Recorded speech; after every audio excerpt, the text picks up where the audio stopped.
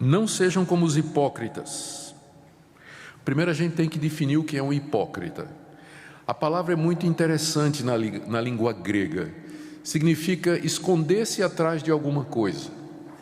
E esse nome hipócrita, ele primeiro foi dado aos atores do teatro antigo, que quando se apresentavam no público numa peça, eles traziam uma máscara. Vocês já devem ter visto isso, né? Tem uma máscara em que a pessoa está rindo com um pauzinho e a pessoa bota na frente da cara, né? Ela pode estar até chorando, mas pela máscara o que aparece é o riso.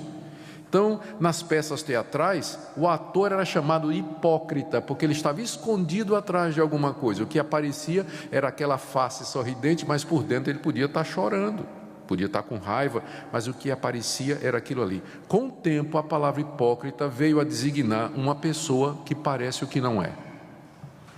Alguém que dá a impressão de que é alguma coisa, mas na verdade ela é outra diferente. Daí o nome hipócrita, que já era comum na época de Jesus.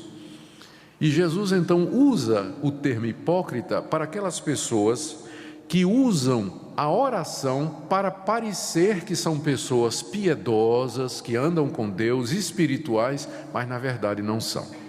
Esse é um uso errado da oração. Você querer orar diante das pessoas, Jesus não está proibindo que a gente ore na frente dos outros, mas você, quando for orar em público ou na presença de outras pessoas, você orar para impressionar os outros, para os outros pensarem que você é uma pessoa que anda muito próxima de Deus, quando na verdade você sabe que não é isso. Então esse é o hipócrita. E é claro, a gente pode fazer a aplicação para muitas outras áreas da vida, né?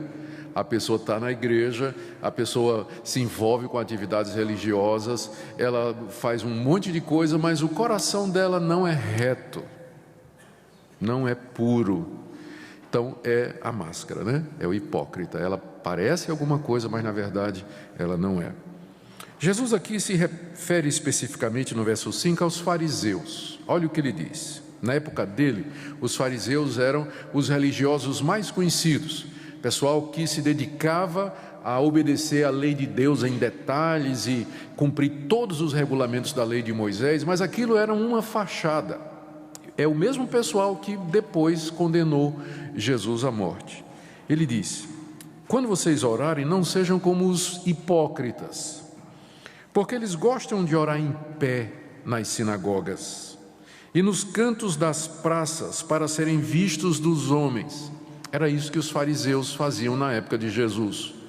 Nas sinagogas, geralmente se orava sentado. O mestre ensinava sentado.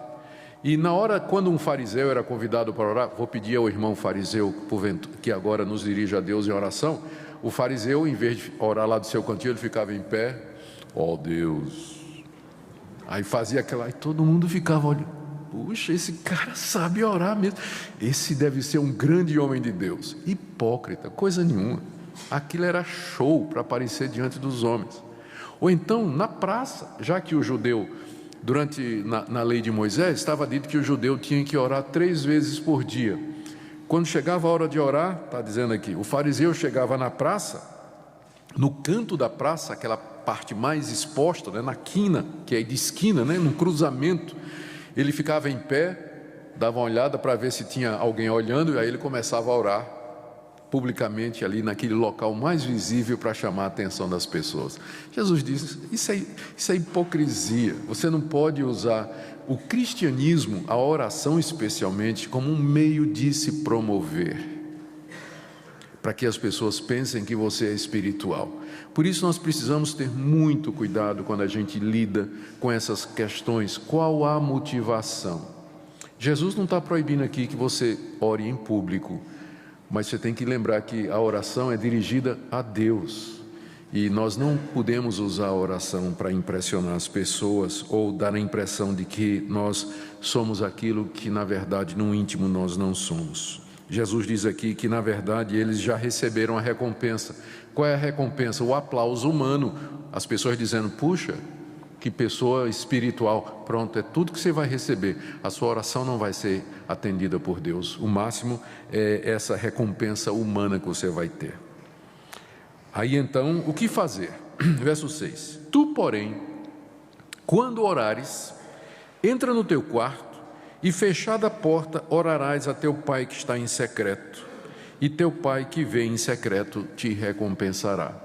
Como eu disse, o Senhor Jesus não está proibindo que você ore em público e não está dizendo que a oração boa é somente aquela que é feita você trancada no quarto. O que ele está dizendo é que nós evitemos a hipocrisia, a ponto de que, se for necessário, você evite orar em público e vá orar em secreto. O que Jesus está recomendando aqui é a sinceridade de coração, é a comunhão entre você e Deus, longe dos olhares humanos, ou longe de buscar a aprovação humana. A oração é um momento entre você e seu Pai que te vê em secreto, que vê você lá no quarto, onde ninguém mais te vendo, Deus está te vendo.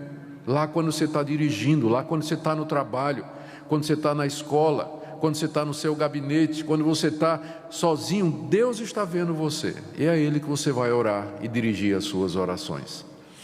A gente precisa sempre ter muito cuidado com as palavras de Jesus e entendê-las no contexto. Depois da Reforma Protestante, houve muitos grupos que saíram da Reforma, que foi um grande movimento religioso, e alguns estranhos, né? E um deles era um grupo que dizia exatamente isso aqui, que só orava, não tinha oração pública, interpretou as palavras de Jesus literalmente, sem entender a intenção, e o movimento era voltado para orar no quarto, né? Então, quando tinha reunião, tinha culto, ninguém orava. Aí depois todo mundo ia para casa, se fechava no quarto e orava. Como eu disse, nós temos que entender o que é que Jesus está proibindo aqui. Ele está proibindo a hipocrisia, o show, e está estimulando que nós tenhamos contato íntimo com Deus, que nós saibamos que o nosso Deus, Ele nos vê e que é dele que nós temos que buscar a recompensa.